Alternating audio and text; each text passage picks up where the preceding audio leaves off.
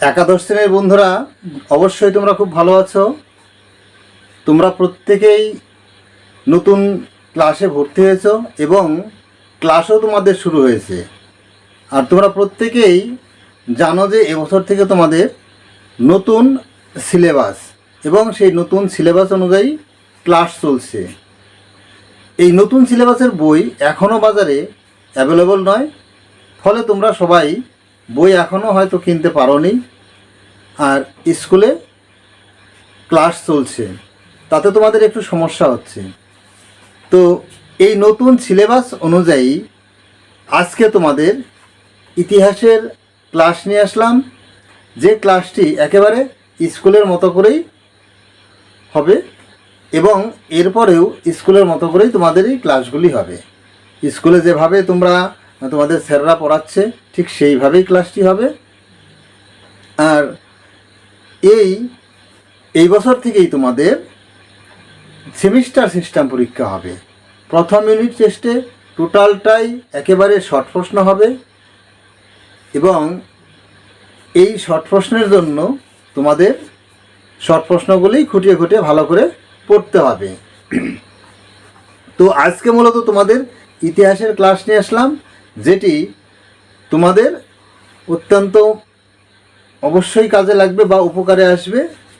এবং এই ক্লাসটি যদি তোমাদের ভালো লাগে অবশ্যই তোমরা এই ভিডিওটাকে লাইক করবে এবং বন্ধুদের কাছে শেয়ার করে দেবে, কারণ বেশিরভাগ বন্ধুরা এখনও বইগুলো কিনতে পারেনি। তো তোমাদের জন্য তাদেরও উপকার হবে। আর যারা এখনও চ্যানেলটা সাবস্ক্রাইব করনি অবশ্যই তারা সাবস্ক্রাইব করে নেবে, কারণ নতুন সিলেবাস অনুযায়ী বিভিন্ন সাবজেক্টের ভিডিওগুলি অবশ্যই তোমরা এই চ্যানেলে পেয়ে যাবে। তো আজকে মূলত তোমাদের ইতিহাসের ক্লাস হবে একেবারে নতুন সিলেবাস অনুযায়ী। দেখে নাও যে আজকের ভিডিওতে তোমাদের কি আলোচনা চলছে। ভিডিওটি না টেনে অবশ্যই তোমরা সম্পূর্ণ ভিডিওটি দেখবে। তো শুরু করছি। ইতিহাসে প্রথমেই তোমাদের নতুন সিলেবাসে যেটা হয়েছে যে মানব সভ্যতার ইতিহাসকে ভাগ করা হয়েছে। মানব সভ্যতা অর্থাৎ যবে থেকে মানুষ শুরু হয়েছে তবে থেকে, বা এই মানুষ সৃষ্টি হয়েছে তবে থেকে ইতিহাসের যুগকে ভাগ করা হয়েছে। তো মানব সভ্যতার ইতিহাসকে তিন ভাগে ভাগ করা হয়েছে। সেই তিনটি ভাগ হলো: এক, প্রাচীন যুগ;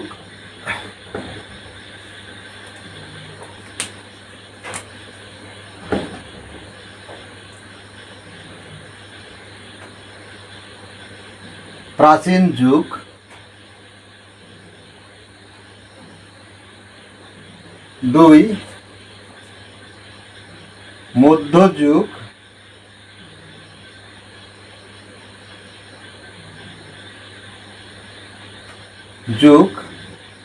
তিন হলো আধুনিক যুগ।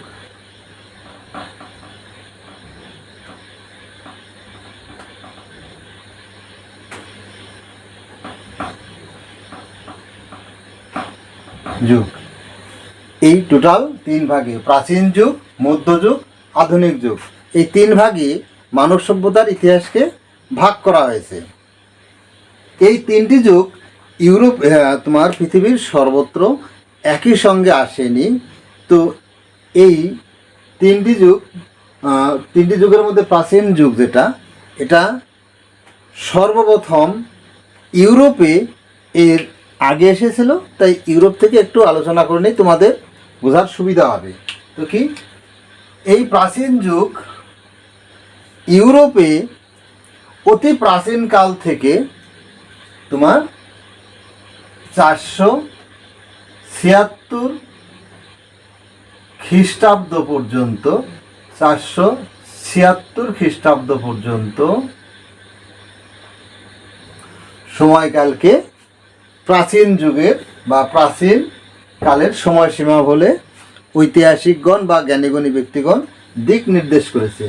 এই যে 476 খ্রিস্টাব্দে এই সময় ইউরোপে একটা বড় ঘটনা ঘটে যায়। সেটি কি না, এই 476 খ্রিস্টাব্দের পূর্ব পর্যন্ত ইউরোপের যে বিশাল সাম্রাজ্য ছিল রোম সাম্রাজ্য, তার দুটি রাজধানী ছিল। এক হলো পূর্ব রোমান সাম্রাজ্য, তার রাজধানী ছিল কনস্টান্টিনোপল, এবং পশ্চিম রোমান সাম্রাজ্যের রাজধানী ছিল বাইজেন্টাইন বা বাইজেন্টাইন সভ্যতা। এই পশ্চিম রোমান সাম্রাজ্যের যে রাজধানী ছিল সেই সময় রাজা ছিল কে? রোমুলাস। কি নাম বললাম? রোমুলাস। তিনি জার্মান জাতির আক্রমণে বা জার্মান সেনাপতির আক্রমণে এই 476 খ্রিস্টাব্দে সিংহাসনচ্যুত হয়। এই সময়কালকেই ইউরোপে তোমার প্রাচীন যুগের সমাপ্ত বলে কাল নির্ধারণ করা হয়েছে। যদিও এটা নিয়ে পণ্ডিতদের মধ্যে কিছুটা বিতর্ক আছে, তবু মোটামুটিভাবে এটাকেই প্রাচীন যুগের সমাপ্ত এবং মধ্যযুগের সূচনা বলে ধরা হয়। এরপরে এই যে 476 খ্রিস্টাব্দ, এইখান থেকে 1453 পর্যন্ত 53 খ্রিস্টাব্দ পর্যন্ত এটা হলো কি প্রাচীন যুগের শেষ। এটা প্রাচীন যুগের শেষ। এই 1476 থেকে তোমার 476 থেকে 1453 পর্যন্ত এই যে সময়, এটাকে ইউরোপে মধ্যযুগ বলা হচ্ছে। মধ্যযুগ বলা হয়। কত? 1453 খ্রিস্টাব্দ পর্যন্ত। এই সময়টা কি হয় 1453 খ্রিস্টাব্দে? এই 1453 খ্রিস্টাব্দে যে পূর্ব রোমান সাম্রাজ্য ছিল তার রাজধানী কি বলেছিলাম? কনস্টান্টিনোপল। এই কনস্টান্টিনোপলের পতন হয় অটোমান তুর্কি সাম্রাজ্যের আক্রমণে। এই কনস্টান্টিনোপলের পতন, এই সময়টাকে ইউরোপে মধ্যযুগের সমাপ্ত বলা হচ্ছে বা শেষ বলা হচ্ছে। এরপরে এই 1453 পর থেকে এখনো পর্যন্ত আধুনিক কাল চলছে বা আধুনিক যুগ চলছে ইউরোপে, এবং শুধু ইউরোপ নয়, গোটা বিশ্বজুড়াই এখন অবধি আধুনিক যুগ চলছে। আচ্ছা, এরপরে আমরা দেখব প্রাচীন যুগটাকে। আবার প্রাচীন যুগের যে মানুষরা ছিল, সেই মানুষ তাদের ব্যবহারের অনুযায়ী তাদের বা তারা যে লিখত, চালচলন, তাদের আচার ব্যবহার, খাদ্য সংগ্রহ বা বিভিন্নভাবে তাদের যে সমাজ ব্যবস্থা ছিল, তার উপর ভিত্তি করে আবার এই প্রাচীন যুগটাকে 3 ভাগে ভাগ করা হয়েছে। সেই 3টি ভাগ কি? এদিক থেকে দিই তাহলে ভালো হবে।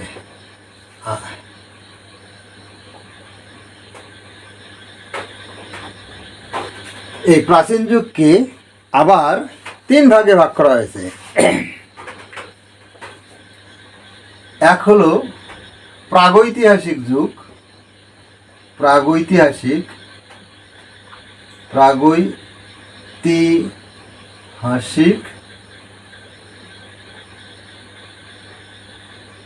যুগ। প্রাগৈতিহাসিক যুগ বা পলিওলিথিক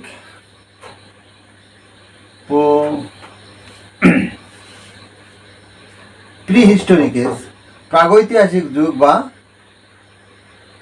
প্রিহিস্টোরিক এজ। তারপরে হলো প্রায় ঐতিহাসিক যুগ। প্রায় ঐতিহাসিক যুগ, এটাকে বলা হচ্ছে ইংরেজিতে proto historic age. Proto historic age. আর 3 নম্বরে হলো হিস্টোরিক এজ বা ঐতিহাসিক যুগ।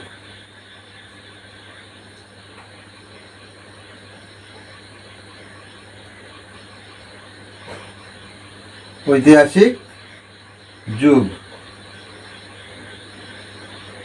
যুগ হিস্টোরিক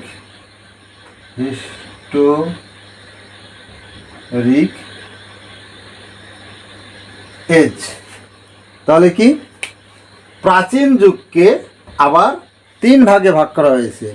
এক হলো প্রাগৈতিহাসিক যুগ বা প্রি হিস্টোরিক এজ, তারপরে 2 নম্বর হলো প্রাগৈতিহাসিক যুগ বা প্রোটো হিস্টোরিক এজ, এবং 3 নম্বরে হলো ঐতিহাসিক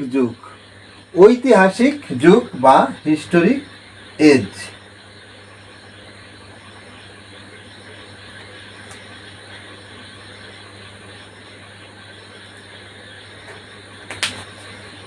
এগুলো সম্পর্কে একটু জেনে নেই আমরা। তো কি প্রাগৈতিহাসিক যুগ, একেবারে প্রথম দিকে প্রাচীন যুগে মানুষ যখন বনে জঙ্গলে, পাহাড়ের গুহায়, বিভিন্ন জায়গায় বসবাস করত, তারপরে তারা এই বন্য পশু শিকার করত এবং বিভিন্নভাবে যাযাবর জীবনযাপন করত। এই সময়টাকে বলা হচ্ছে প্রি হিস্টোরিক এজ। এই সময় মানুষ তারা কি করত, তারা যে হাতিয়ারগুলো ব্যবহার করেছে সেই হাতিয়ার এবং তারা তাদের মনের ভাব প্রকাশ করার জন্য তারা যে পাহাড়ের যে গুহায় থাকতো, সেই পাহাড়ের গুহার মধ্যে তারা বিভিন্ন আলপনার মাধ্যমে তারা ছবি আঁকতো, লিখতো বা তাদের ভাষায় তারা তাদের মতগুলি প্রকাশ করত। তো সেই রকম জিনিসগুলো এখন এই আধুনিক কালে এসে সেগুলো আবিষ্কার হয়েছে বিভিন্ন প্রাচীন গুহার থেকে। যেরকম ভারতের ভীমবেটকা গুহা, আলতুনিয়া গুহা স্পেনের, এইরকম জায়গায় এগুলো আবিষ্কার হয়েছে। সেখানে তাদের বিভিন্ন চিত্রগুলো অঙ্কন, তারা যে শিকার করেছে বিভিন্ন পশু, ষাঁড়, হাতি বা অন্য অন্য বন্য জন্তু, সেগুলো দলবদ্ধভাবে শিকার করত, সেই চিত্রগুলো দেওয়া আছে। সেগুলোর থেকে তাদের ইতিহাস আমরা জানতে পারি এবং তারা যে আলপনা দিয়ে বা তাদের স্টাইলে তারা লিখেছে সেগুলো আমরা জাস্ট এখনও পর্যন্ত পড়তে পারিনি, দেখে দেখেই আমরা যে এই জিনিস স্বীকার করতো, এগুলো থেকে আমরা তাদের সম্পর্কে জানতে পারি। তো এই যুগটাকে বলা হচ্ছে কি প্রি হিস্টোরিক এজ বা প্রাগৈতিহাসিক যুগ। 2 নম্বরে কি আসলো প্রায় ঐতিহাসিক যুগ বা প্রোটো হিস্টোরিক এজ। এই সময়ে সেই আদিম মানুষের জীবনযাত্রা আরেকটু উন্নত হয়। তারা স্থায়ীভাবে বসতি অনেক জায়গায় শুরু হয়, স্থায়ীভাবে বসতি শুরু করে এবং এই সময় তারা বেশিরভাগ ক্ষেত্রেই কি হয় না নদীকে কেন্দ্র করে বিভিন্ন সভ্যতা গড়ে তোলে বা বসতি গড়ে তোলে। তাই এই সময় সভ্যতাকে বলা হয় নদীমাতৃক সভ্যতা। এবং এই সময় তারা কি করে, তারা আবার লিখতে পারত, মনের ভাষা তারা লিখে লিখে প্রকাশ করতে পারত এবং সেই ভাষাগুলো তারা বুঝতে পারত। কিন্তু যেটা মজার বিষয় হলো এখনও পর্যন্ত আমাদের আধুনিক যারা গবেষক আছেন বা ঐতিহাসিক আছেন, তারা এখনও এই যুগের যে মানুষজন যে লিখেছে সেই লেখাটার সম্পূর্ণ এখনও পাঠোদ্ধার করতে পারেনি। যা কিছু তাদের সম্পর্কে আমরা জানতে পারি সেগুলো তাদের ব্যবহারের জিনিসপত্র বা প্রত্নতাত্ত্বিক খোদাই করে যে সমস্ত জিনিসপত্র আবিষ্কার হয়েছে সেগুলোর থেকেই তাদের সম্পর্কে আমরা জানতে পারছি। তো যেহেতু আমরা এই যুগের ইতিহাসগুলো পড়তে পারছি না, তারা লিখেছে অথচ আমরা পড়তে পারছি না, তাই এই যুগকে বলা হচ্ছে প্রায় ঐতিহাসিক যুগ। কারণ তাদের সম্পর্কে লিখিত উপাদান পেলেও আমরা পড়তে পারিনি, এখনো পড়ে উঠতে পারিনি। উদাহরণ হিসেবে বলতে পারি আমরা যে এটা হলো ভারতের যে সিন্ধু সভ্যতা আমাদের, সেই সিন্ধু সভ্যতার ইতিহাসের সম্পূর্ণ তারা কিন্তু লিখতে পারতো পড়তে পারতো, কারণ সেই সময়কার সাইনবোর্ড আবিষ্কার হয়েছে, অনেক বাড়ির ওয়ালের মধ্যে নেম প্লেট থাকতো, এর তারও প্রমাণ পাওয়া গিয়েছে। তো এই যুগের সম্পূর্ণ অক্ষর এখনো পর্যন্ত পাঠোদ্ধার হয়নি, ফলে তাদের বা সিন্ধু সভ্যতার যুগের মানুষের সমস্ত জীবনযাত্রা সম্পর্কে এখনও আমরা সম্পূর্ণ বুঝে উঠতে পারিনি। শুধুমাত্র তাদের যে ব্যবহারের জিনিসপত্র, প্রাগৈতিহাসিক কালের যে জিনিসপত্র বা প্রাগৈতিহাসিক বলছি, তোমার এই সিন্ধু সভ্যতা যুগের মানুষের যে সম্পর্কে আমরা যে আলোচনা বিভিন্ন বইয়ে পড়ি, সেগুলো একমাত্র তাদের ব্যবহারের জিনিসপত্র থেকেই আমরা জানতে পারি যে তাদের সভ্যতাটা খুবই উন্নত ছিল। বর্তমান আধুনিক যুগের সভ্যতার মতো শহরের পৌর শাসনের মতো তাদের ব্যবস্থা ছিল, কারণ সিন্ধু সভ্যতাটা নগরকেন্দ্রিক সভ্যতা ছিল, খুবই উন্নত সভ্যতা ছিল, যেটা আমরা ক্লাসে পড়েছি, হয়তো পরবর্তী ক্লাসে আমরা পড়বো এখানেই, যে সিন্ধু সভ্যতা নগরকেন্দ্রিক সভ্যতা ছিল, তাদের জীবনযাত্রা খুবই উন্নত ছিল, তাদের এখনকার মতো স্নানাগার যেটা সুইমিং পুল, সেই রকম সুইমিং পুলের সিস্টেম বড় স্নানাগার পেয়ে আবিষ্কার হয়েছে, এবং সেই যুগে বিদেশের সাথে ব্যবসা বাণিজ্য হতো, তার বড় বড় জাহাজ বড় বড় নৌকা এসে ভিড়ত, তার বন্দর আবিষ্কার হয়েছে। এছাড়া বিশাল বড় শস্য ভাণ্ডার আবিষ্কার হয়েছে সিন্ধু সভ্যতায়। তোমার যেখানে বন্দর সেখানে বিশাল বড় একটা সাইনবোর্ড আবিষ্কার হয়েছে, কিন্তু সেই সাইনবোর্ডের লেখাটা এখনও পড়া যায়নি। তো তার জন্যে, যেহেতু লেখা তাদের পড়া যায়নি কিন্তু তারা লিখেছে, আমরা তাদের লেখাও পেয়েছি, তাই এই যুগটাকে বলা হচ্ছে প্রায় ঐতিহাসিক যুগ বা প্রায় ঐতিহাসিক যুগ। 3 নম্বরে হলো ঐতিহাসিক যুগ। যে যুগে মানুষ লিখতে পেরেছে, অতি প্রাচীনকালে মানুষ যখন লিখতে পেরেছে, তারা লিখে লিখে তাদের মনের ভাব, তাদের সমাজ ব্যবস্থা সম্পর্কে সব কিছু গ্রন্থাকারে লিখেছে, এবং সেই লেখাটাও এখন আবিষ্কার হয়েছে, এবং আবিষ্কার হওয়ার পরে সেই লেখাটা এখন পড়া সম্ভব হয়েছে। আমরা পড়ে তাদের জীবনযাত্রা সম্পর্কে জানতে পেরেছি, তারা কোথা থেকে এসেছে, কী কী খেত, কোথায় বসতি শুরু করেছিল, সেগুলো আমরা জানতে পেরেছি। তো এই যুগটাকে বলা হচ্ছে ঐতিহাসিক যুগ, অর্থাৎ যে যুগের মানুষের সম্পর্কে আমরা লিখিত উপাদান পেয়েছি এবং সেই উপাদানটা আমরা পড়তে পারছি, এটা হলো হিস্টোরিক এজ বা ঐতিহাসিক যুগ। এখানে উদাহরণ হিসেবে আমরা বলতে পারি যে ভারতের বৈদিক যুগের কথা বলতে পারি, আমাদের দেশের বৈদিক যুগ বা আর্য যুগ। এই আর্যদের যে তোমার ধর্মীয় গ্রন্থ বা তাদের যে লেখালেখি প্রাচীন গ্রন্থ, সেখান থেকে আমরা জানতে পারি, যেরকম বেদ, তাদের লেখা প্রাচীনতম বেদ, একেবারে পৃথিবীর প্রাচীনতম বলা হয় ঋগ্বেদকে। তাদের 4টি বেদ তারা রচনা করে, ঋক, সাম, যজু, অথর্ব। তো সেখান থেকে আমরা তাদের লিখিত উপাদানগুলো পেয়ে গেছি, এবং এই লিখিত উপাদান আমরা পড়তেও পেরেছি, এখনও পর্যন্ত পড়ছি। তো এই যুগটাকে বলা হচ্ছে ঐতিহাসিক যুগ। তাহলে এক কথায় ঐতিহাসিক যুগ কাকে বলা হয়? যে যুগের মানুষ নিজেদের জীবনযাত্রা, চালচলন, আচার ব্যবহার এবং সমাজ ব্যবস্থা সম্পর্কে লিখতে পেরেছে, এবং সেই লেখাটা এখনও পর্যন্ত আমরা পড়তে পেরেছি, সেই যুগটাকেই বলা হচ্ছে ঐতিহাসিক যুগ। তো এইভাবে প্রাচীন যুগকে 3 ভাগে ভাগ করা হয়েছে। এরপরে এই যে আমরা প্রথমে কি পেলাম, প্রাগৈতিহাসিক যুগ। প্রাচীন যুগকে 3 ভাগে ভাগ করা হলো, তার মধ্যে প্রথম হলো প্রাগৈতিহাসিক যুগ। এই প্রাগৈতিহাসিক যুগটাকে আবারও 3 ভাগে ভাগ করা হয়েছে। এই প্রাগৈতিহাসিক যুগকে আবার কয় ভাগে ভাগ করা হয়েছে? 3 ভাগে। তার মধ্যে 1 নম্বরে হলো কি না, তাদের কিভাবে ভাগ করেছে, তারা যে সমস্ত হাতিয়ারগুলি ব্যবহার করেছে, যার দ্বারা তারা শিকার টিকার করত। তাদের সেই অস্ত্রগুলি আবিষ্কার হয়েছে। সেই অস্ত্রের উপর ভিত্তি করে আবার এই প্রাগৈতিহাসিক যুগকে 3 ভাগে ভাগ করা হয়েছে। কি? এক হলো প্রাচীন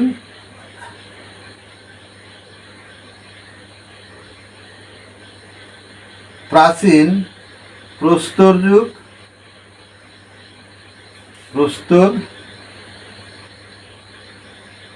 যুগ, প্রাচীন প্রস্তর যুগ,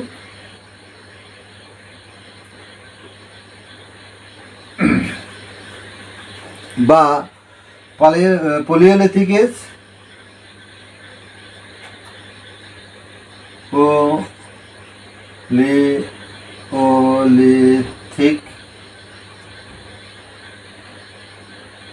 এজ, পলিওলিথিক এজ। 2 নম্বর হলো মধ্যপ্রস্তর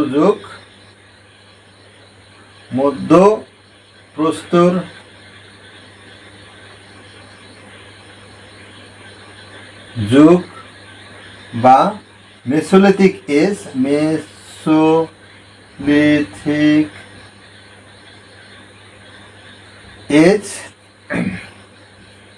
3 নম্বরে হলো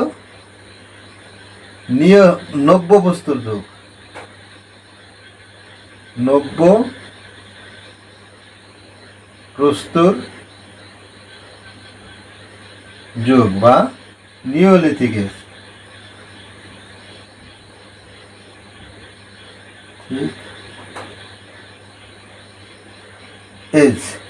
কি? প্রাগৈতিহাসিক যুগকে আবার 3 ভাগে ভাগ করা হয়েছে। সেটি হলো তাদের ব্যবহারের হাতিয়ারের উপর নির্ভর করে। তারা সেই সময় মূলত পাথরের হাতিয়ারগুলোই বেশি ব্যবহার করত, তাই সেই পাথরের হাতিয়ারের উপর নির্ভর করেই তাদের যুগকে আবার 3 ভাগে ভাগ করা হয়েছে। একটি প্রাচীন প্রস্তর যুগ, পলিওলিথিক এজ। 2 নম্বর হলো মধ্যপ্রস্তর যুগ বা মেসোলিথিক এজ। 3 নম্বর হলো নব্যপ্রস্তর যুগ বা নিওলিথিক এজ। তো এই সম্পর্কে আমরা আবার একটু বিস্তারিত জেনে নেই সংজ্ঞাগুলো। প্রাচীন প্রস্তর যুগ।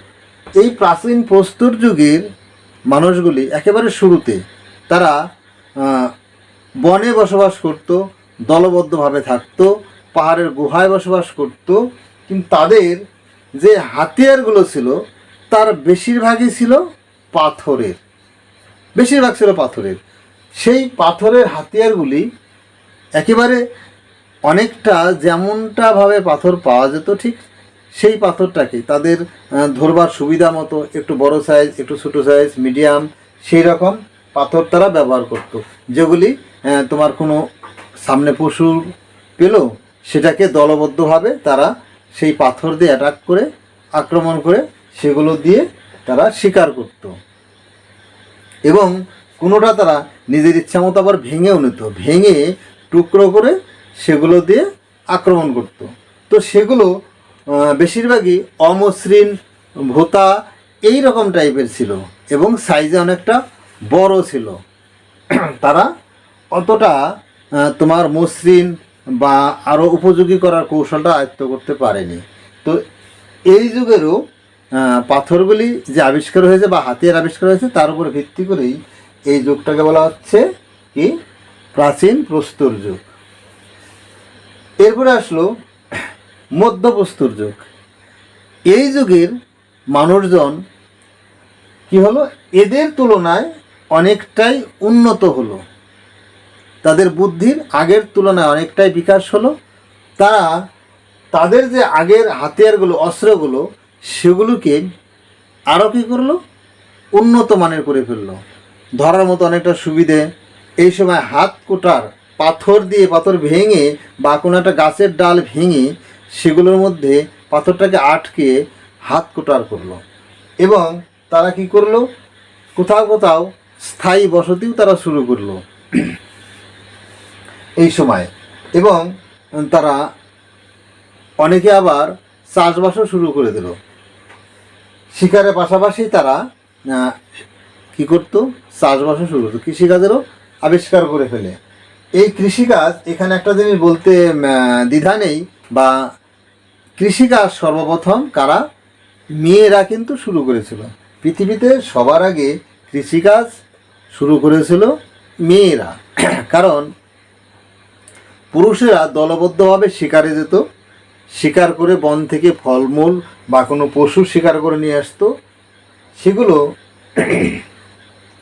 তারা কি করতো, এই যে নারীরা বাড়িতে থাকতো, মেয়েরা বাড়ি থাকতো, তারা বা কোনো গুহায় থাকতো, তারা সেই ফলগুলো বা যেগুলো সংগ্রহ করে নিয়ে আসতো সেগুলো ভাগ বটরা করে খেত।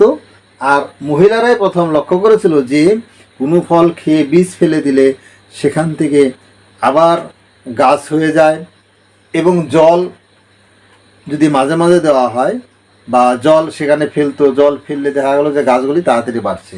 তো এইভাবে মেয়েরাই প্রথম কৃষিকাজে শুরু করেছিল।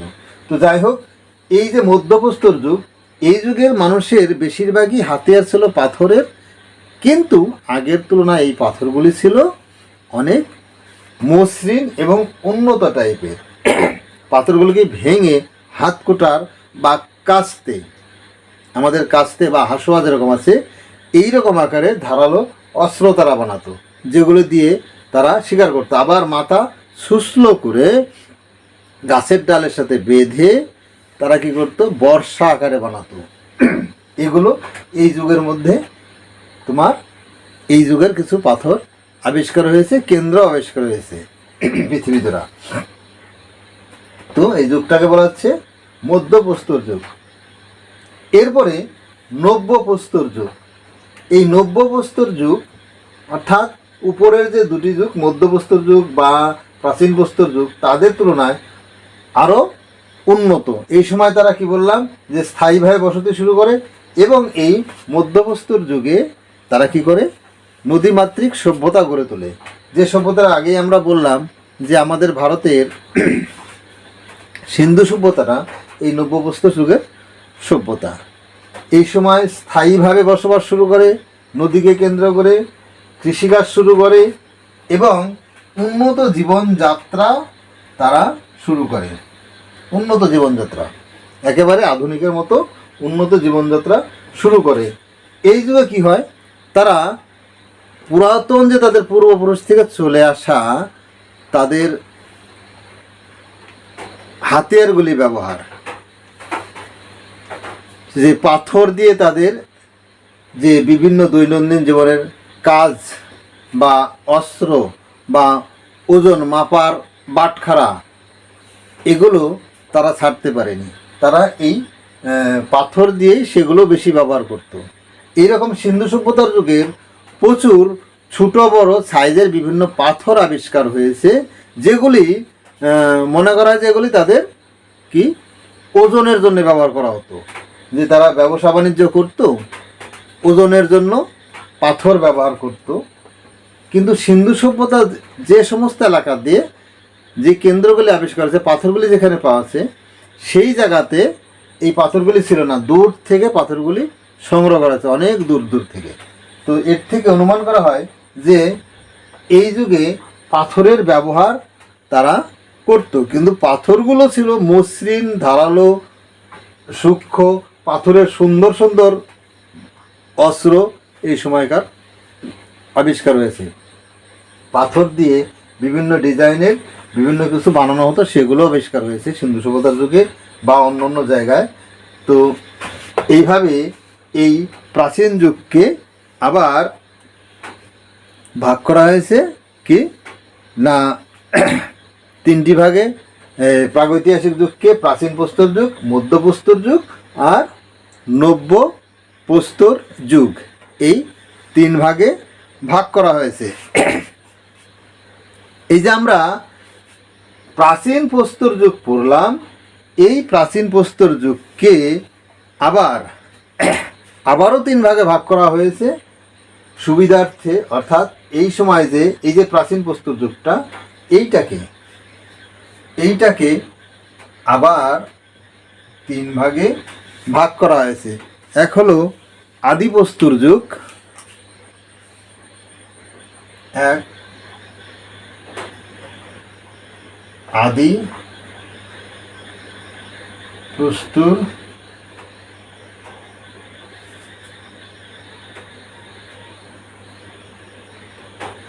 যুগ। 2 নম্বরে হলো মধ্যপ্রস্তুর যুগ বা মধ্যপ্রাচীন আদি প্রস্তর যুগ বা আদি প্রাচীন বস্তির যুগ। এটা হবে আদি প্রস্তর যুগ বা আদি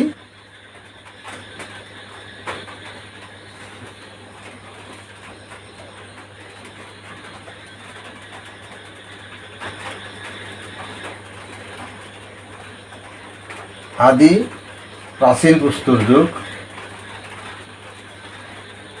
প্রাচীন প্রস্তর যুগ। 2 নম্বর হলো মধ্য প্রাচীন প্রস্তর যুগ। প্রাচীন প্রস্তর যুগ। আর 3 নম্বরে হলো উচ্চ প্রাচীন প্রস্তর যুগ।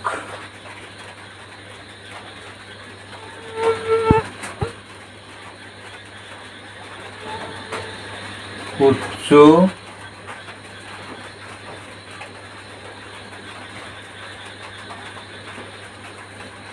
প্রাচীন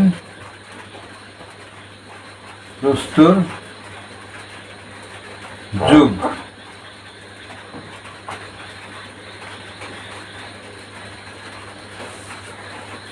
তাহলে কি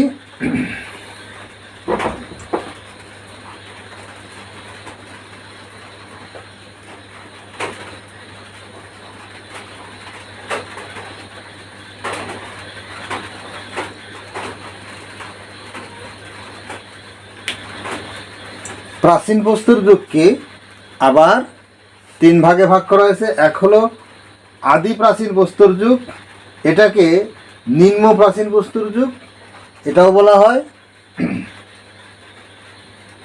3 নম্বর হলো মধ্য প্রাচীন প্রস্তর যুগ। 4 নম্বর হলো উচ্চ প্রাচীন প্রস্তর যুগ। এইভাবে প্রস্তর যুগকে আবার 3 ভাগে ভাগ করা হয়েছে।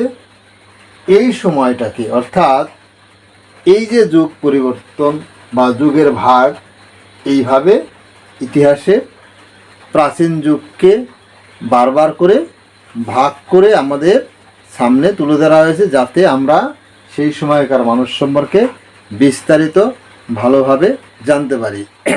তো আজকে তোমাদের এতটুকু যুগের ভাগ আজকে আলোচনা হলো। এরপরে আরও ভাগ আছে, সেগুলো আমরা আগামী ভিডিওতে জানব। যদি তোমাদের ভিডিওটা ভালো লাগে অবশ্যই তোমরা লাইক ও বন্ধুদের শেয়ার করে দেবে, যাতে সমস্ত বন্ধুরাই এর থেকে উপকৃত হয়। তো আজকে এই পর্যন্তই, দেখা হবে আগামী ভিডিওতে। বাই।